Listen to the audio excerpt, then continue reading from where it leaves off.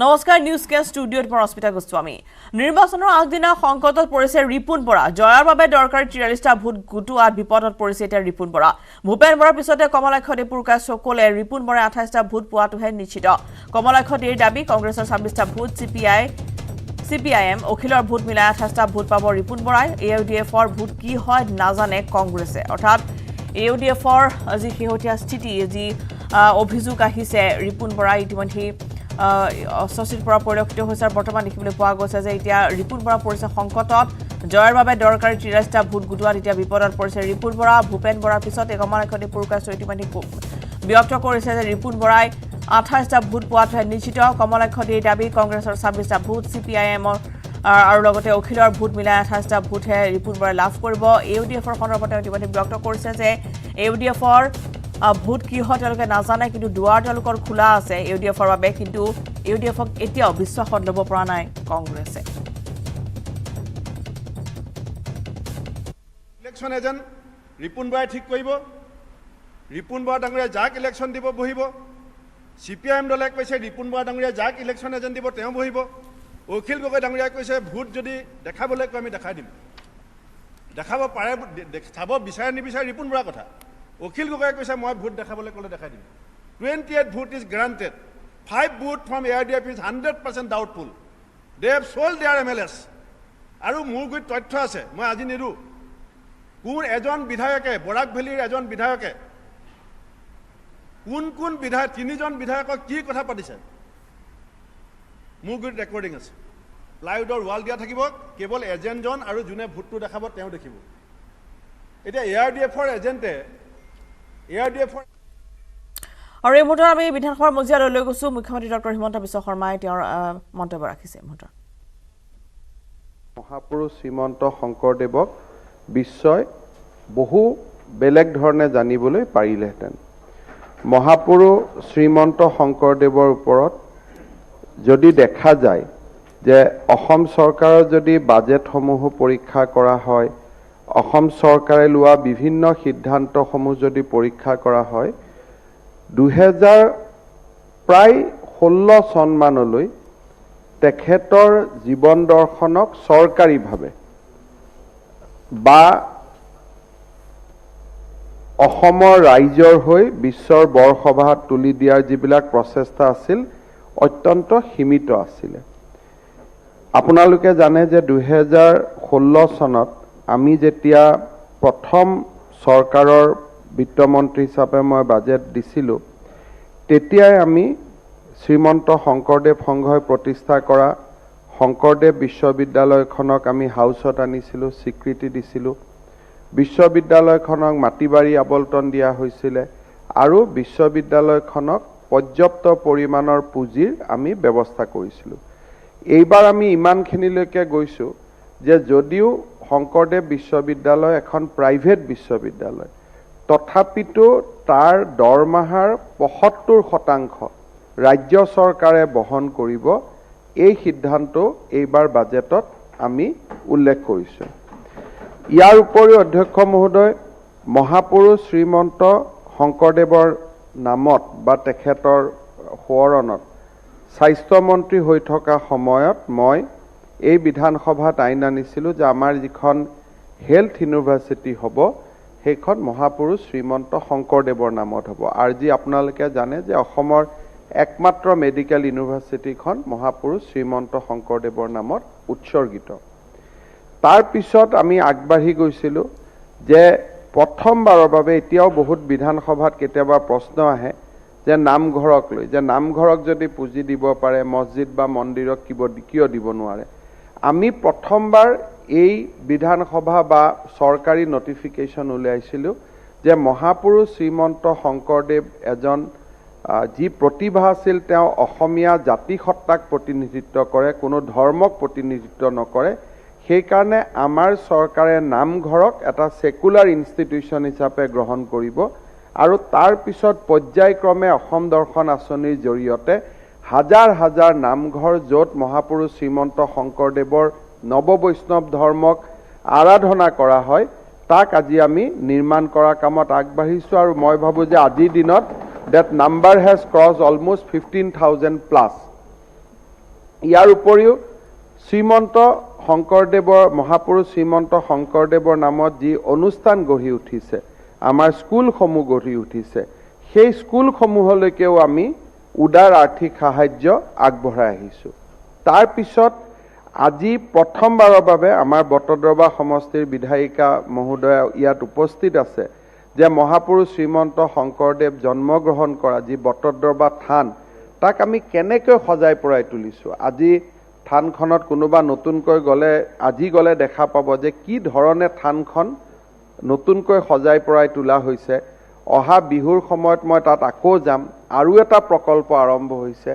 আৰু 150 কোটি টকাৰে আন এটা প্ৰকল্পৰ কাম তীব্ৰ গতিত চলি আছে। এইবাৰ আমি হাতত লৈছোঁ যে মহাপুৰুষ শ্ৰীমন্ত শংকৰদেৱৰ য'ত জীৱনৰ আটাইতকৈ ভাল, তেখেতৰ ভাল বুলি নকওঁ, সৰ্বোচ্চ গ্ৰন্থ কীৰ্তন ঘোষা আদি ৰূপায়ণ কৰিছিল, সেই স্থানখন আছিল পাটবাউসী। পাটবাউসীৰ চাৰিওফালে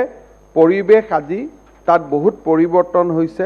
সেই পৰিৱেশক পুনৰ উভতাই আনি পাটবাউসীক কেন্দ্ৰ কৰি মহাপুৰুষ শ্ৰীমন্ত শংকৰদেৱ আৰু দামোদৰদেৱ গুৰুজনাই, ভট্টদেৱ গুৰুজনাই সময় অতিবাহিত কৰা, জীৱনৰ মূল্যৱান সময় অতিবাহিত কৰা এই পাটবাউসীখনক সজাই পৰাই তোলাৰ কাৰণে আমি প্ৰচেষ্টা হাতত লৈছোঁ। বিশ্বভাৰতীক আমি ইতিমধ্যে পুঁজি মুকলি কৰি দিছোঁ। বিশ্বভাৰতীত শ্ৰীমন্ত শংকৰদেৱ চেয়াৰ আমি কলিকতাৰ বিশ্বভাৰতীত, য'ত ৰবীন্দ্ৰনাথ ঠাকুৰৰ জীৱন জড়িত হৈ আছে, তাতে মহাপুৰুষ শ্ৰীমন্ত শংকৰদেৱৰ নামত চেয়াৰ কৰিবৰ কাৰণে ইতিমধ্যে ৰাজ্য চৰকাৰে পুঁজি মুকলি কৰি দিছে আৰু হয়তো চেয়াৰখনো আমি আনুষ্ঠানিকভাৱে অহা 2-1 মাহৰ ভিতৰত আমি দেখা পাম। তাৰ পিছত এইবাৰ আমি আগবাঢ়িছোঁ যে মহাপুৰুষ শ্ৰীমন্ত শংকৰদেৱৰ জীৱনৰ পৰিক্ৰমা ক'ত ক'ত আছিল। বুদ্ধ, আমি জানো ভগৱান বুদ্ধ ভাৰতত জন্মগ্ৰহণ কৰিছিল। ভগৱান বুদ্ধৰ নামত চাৰ্কিট এটা আছে যে তেওঁ য'ত য'ত আছিলে, জীৱন পৰিক্ৰমাত য'ত য'ত আছিলে, সেই পৰিক্ৰমাসমূহক সামৰি পেলাই আমি বুদ্ধ চাৰ্কিট নিৰ্মাণ কৰিছোঁ। ভগৱান বুদ্ধৰ যি ধৰণৰ চাৰ্কিট হৈছে, তাৰ সমান্তৰালভাৱে মহাপুৰুষ শ্ৰীমন্ত শংকৰদেৱ চাৰ্কিট হওক বা পৰিক্ৰমা হওক, অসমীয়াত ভাল ভাষাত নাম এটা আমি দিব লাগিব, আমি নিৰ্মাণ কৰিব যত্ন কৰিছোঁ যে বৰদোৱাত তেখেত জন্ম লৈ কোনোবা স্থানত যদি তেওঁ এদিনো আছিলে, তাতেও এটা নামঘৰ নিৰ্মাণ কৰি আমি সমগ্ৰ চাৰ্কিটটো আমি নিৰ্মাণ কৰিব খুজিছোঁ। আৰু অসম ৰাজ্যিক পৰিবহণ নিগম বা আন বাছ সেৱা আদিও আমি কৰিব খুজিছোঁ। নামঘৰবিলাকৰ লগত গেষ্ট হাউচ বনাব খুজিছোঁ যাতে দৰ্শনাৰ্থী গ'লে তাত থাকিব পাৰে। আজি গাংমৌ থান, য'ত মহাপুৰুষ শ্ৰীমন্ত শংকৰদেৱে কীৰ্তন ঘোষাৰ কাম প্ৰথম আৰম্ভ কৰিছিল, গাংমৌ থানক সজাই পৰাই তোলা হৈছে। তাত আটক ধুনীয়া অতিথিশালা নিৰ্মাণ কৰা হৈছে। অৰ্থাৎ মহাপুৰুষ শ্ৰীমন্ত শংকৰদেৱক বিশ্বৰ বৰসভাত লৈ যাবলৈ যোৱা 6টা বছৰত যি নিৰন্তৰ প্ৰচেষ্টা চলা হৈছে, সেই প্ৰচেষ্টা যদি আজি 75 বছৰ আগৰ পৰা, স্বাধীনতাৰ পিছৰ পৰা যদি চলি থাকিলেহেঁতেন, হয়তো আজি মহাপুৰুষ শ্ৰীমন্ত শংকৰদেৱক বিশ্বই সকলোতে তেখেতক জানিলেহেঁতেন। কাৰণ তেখেতৰ যি কীৰ্তি, সেয়া অকল অসমৰ বাবে নাছিল, গোটেই কীৰ্তিখিনি সমগ্ৰ ৰাষ্ট্ৰৰ কাৰণে আছিলে। তেওঁ যিটো সময়ত ভাৰতৰ প্ৰশংসা কৰিছিল, সেই সময়ত ভাৰত নামৰ ৰাষ্ট্ৰ এখন ৰাজনৈতিকভাৱে নিৰ্মাণেই হোৱা নাছিল, যেতিয়া তেওঁ ভাৰত ভূমিৰ কথা তেখেতে কৈছিল। গতিকে এইগৰাকী মহাপুৰুষৰ ওপৰত আমাৰ যিটো শ্ৰদ্ধা, সেইখিনি অসমৰ সমগ্ৰ মানুহে জানে। এই পুথিখনৰ ওপৰতো আমাৰ ক'বলগীয়া এইটোৱে যে এনেকুৱা কোনোবা এটা দুটা লিখাৰে মহাপুৰুষ শ্ৰীমন্ত শংকৰদেৱৰ জীৱনৰ, তেখেতৰ যিটো অৱদান, তাক কোনেও নুই কৰিব নোৱাৰে, লিমিট কৰিব নোৱাৰে, সীমাবদ্ধ কৰিব নোৱাৰে। আৰু সেইবাবে এই গ্ৰন্থকাৰৰ ওপৰত আমি ছেকশ্যন 153 অফ IPC, য'ত enmity between the community promote কৰা হয়, তাৰ বিৰুদ্ধে আমি ক্ৰিমিনেল একশ্যন ল'বৰ কাৰণে দিছোঁ, ক্ৰিমিনেল কেছ ল'ব দিছোঁ। কিন্তু গ্ৰন্থ নিষিদ্ধ কৰাৰ পাৱাৰ অসম চৰকাৰৰ কোনো ছেকশ্যনত নাথাকে। সেইকাৰণে আমি এইটোৱে সিদ্ধান্ত লৈছোঁ যে তেওঁৰ ওপৰত আমি ক্ৰিমিনেল কেছ কৰিম। আৰু ক্ৰিমিনেল কেছত this is a section which is punishable by I think 14 ইয়াৰ্ছৰ পানিছমেণ্ট হ'ব পাৰে গতিকে আমি সেকশন 153 তেখেতৰ ওপৰত গোচৰ এটা পঞ্জীয়ন কৰিম ধন্যবাদ এতিয়া আমি এটা কথাত ক'ব বিচাৰিছোঁ মাননীয় মুখ্যমন্ত্ৰী ডাঙৰীয়া মহাপুৰুষ শ্ৰীমন্ত শংকৰদেৱ আৱিৰ্ভাৱ হোৱা ঠাইত যথেষ্ট আপুনি বিৰতিৰ পিছত পুনৰ গৈছে অসম বিধানসভাৰ মজিয়ালৈ য'ত ভাষণ ৰাখিছে মুখ্যমন্ত্ৰীগৰাকী কৰিছিলে বা আন ধৰণৰ যদি ঘটনাৰ সম্ভেদ পোৱা নাযায় তেতিয়াহ'লে কেছটো নেচাৰেলি এফআৰ হ'ব যিহেতু মাৰ্ডাৰাৰ ইজ নো লংগাৰ এলাইভ ধন্যবাদ আৰু যোৱা 21/3/2022 তাৰিখত সন্মানীয় সদস্য মৃণাল শইকীয়া ডাঙৰীয়াই পৰিচালনা নিয়মাৱলীৰ 301 নং দফাৰ অধীনত অসম সংখ্যালঘু কণ শীৰ্ষক বিষয়টো উত্থাপন কৰিছিলে ইয়াৰো উত্তৰদান মানে আজি দিবৰ কাৰণে মুখ্যমন্ত্ৰী ডাঙৰীয়াক অনুৰোধ জনালোঁ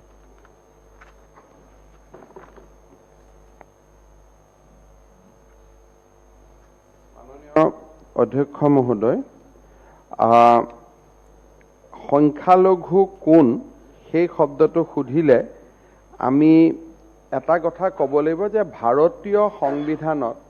মাইনৰিটি কোন সেই বিষয়ে কোনো ডেফিনেশ্যন নাই the definition in the constitution is completely absent যেনেকৈ আমি ST বুলি ক'লে বুজি পাওঁ শিডিউল কাষ্ট বুলি ক'লে বুজি পাওঁ ইণ্ডিয়ান কনষ্টিটিউশ্যনত মাইনৰিটি শব্দটো ডেফিনেশ্যনটো ব্যৱহাৰ কৰা হোৱা নাই হাউএভাৰ the article 29 and 30 of the Constitution of India has spoken about protection of minority community by rights and privilege of the minority community. And by the language, দেখা পোৱা যায় যে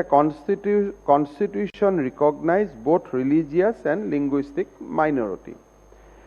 Article 29 of the Constitution of India আছে any section of the citizen residing in the territory of India or any part thereof having a distinct language, script, culture of its own shall have the right to conserve the same. অৰ্থাৎ ভাৰতৰ ভূমিত কোনোবা এটা স্থানৰ ভূমিত কোনোবা এটা যদি বিশেষ সমূহ আছে যাৰ এটা নিৰ্দিষ্ট লেংগুৱেজ আছে বা নিৰ্দিষ্ট স্ক্ৰিপ্ট আছে বা নিৰ্দিষ্ট সংস্কৃতি আছে তেতিয়াহ'লে তাক তেওঁলোকে প্ৰটেক্ট কৰাৰ অধিকাৰ আছে ইয়াত হেডিংটো আহিছিলে protection of interest of minority No citizen shall be denied admission into any educational institution maintained by the state or receiving aid out of the state funds on the ground only on religion, race, caste, language, and any of them. It provides that any section of the citizen residing in any part of India having a distinct language, script, or culture of its own shall have the right to conserve the same. ইয়াৰ পিছত আহিছিলে 30 of the Constitution of India তাতে minority শব্দটো ব্যৱহাৰ কৰা হৈছিল all minorities whether based on religion or language shall have the right to establish and administer educational institution of their choice in making any law providing for the compulsory acquisition of any property of an educational institution established and administered by a minority referred to in clause 1 the state shall ensure that the amount fixed by or determined under such law for the acquisition of such property in such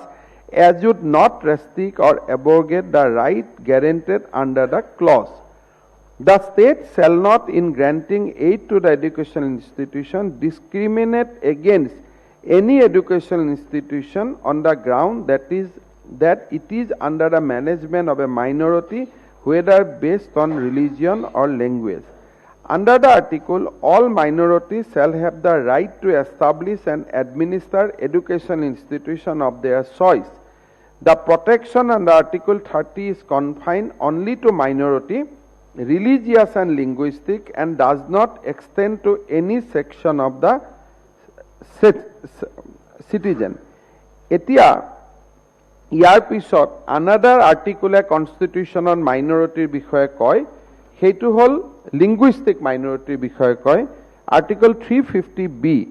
there shall be a special officer for linguistic minorities to be appointed by the president. It shall be the duty of the special officer to investigate all matters relating to the safeguard provided for linguistic minority under this constitution and report to the president upon those matters at such intervals as the president may direct, or president shall cause all such reports to be laid before each house of parliament and sent to the government of the state concerned. তাৰ পিছত অধ্যক্ষ মহোদয় ভাৰত চৰকাৰে এইখিনি হ'ল constitutional provision constitutional পিছত ভাৰত চৰকাৰে statue বনালে প্ৰথম ষ্টেটুখন আহিলে under parliamentary provision national commission for minorities act 1992 ইয়াতে ভাৰত চৰকাৰে এটা তেখেতসকলে এটা সেকশন দিলে যে the act under section 2C defines a minority as a community notified as such by the central government অৰ্থাৎ minority কোন হ'ব এইটো central government notify কৰিব in the context of the protection which has been given by the National Commission of Minorities constitutionত ইয়াৰ কোনো definition নাছিলে minority কোন কিন্তু national commission of minority যেতিয়া বনালে এই আইনৰ অধীনত কোন কেইটা কমিউনিটিয়ে প্ৰটেকশ্যন পাব সেই বিষয়ে উল্লেখ কৰা হ'ল আৰু তাতে লিংগুইষ্টিক মাইনৰিটি ডেফিনেশ্যনটো অহা নাই ৰিলিজিয়াছ মাইনৰিটি ডেফিনেশ্যনটো আহিলে যে Muslim Christian Sikh Buddhist and Parsi and Jain as the religious minorities of the India এতিয়া অধ্যক্ষ মহোদয় যদি মৃণাল শইকীয়া ডাঙৰীয়াৰ প্ৰশ্নৰ উত্তৰ যে মাইনৰিটি কোন then the straight answer is that Muslim, Christian, Sikh, Buddhist and Parsi are the minority as has been laid down in the Act of 1992